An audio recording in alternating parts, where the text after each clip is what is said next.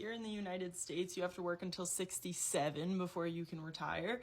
In France, it was 62. Now, Macron, the president, recently announced that he was going to raise it to 64. So what did the French do? In typical fashion, they went on strike. Now, as someone who's French, and I haven't talked about it on TikTok, oui, je suis française, ma mère elle est française, I'm French, my mom is French. I just wanted to take a quick second to talk about why I think that French culture is so different from American culture, because as someone who's experienced both, there is a reason why the French are so quick to strike. And I wanted to take a quick second to explain it, especially because as they are considering going from 62 to 64, which led to 1 million people in protest, 1 million people because of a 2-year increase. In the United States, we're already at 67, right? They've been talking about raising it to 70.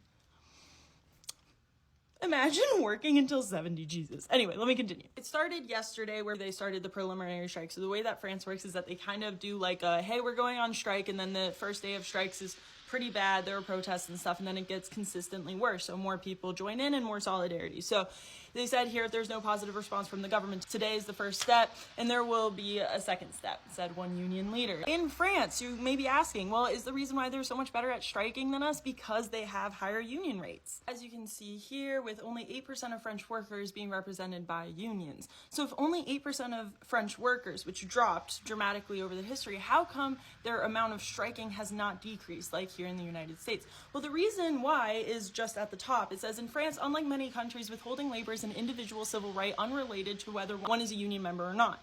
But the legality of striking has always changed. It's always fluctuated in all countries. So the legality, although I do agree that right now it serves as huge protections for workers to go on strike in France compared to here in the United States, I think that the real key here as a French person is that it's very embedded into our culture. So what I mean by that is that the amount of solidarity that is necessary to do a general strike. I had someone in another video ask me what a general strike is. And a general strike is when enough of the economy decides to collectively go on strike to cripple the economy. So in the United States, if we went on a general strike, it would cost them about $3 billion per day.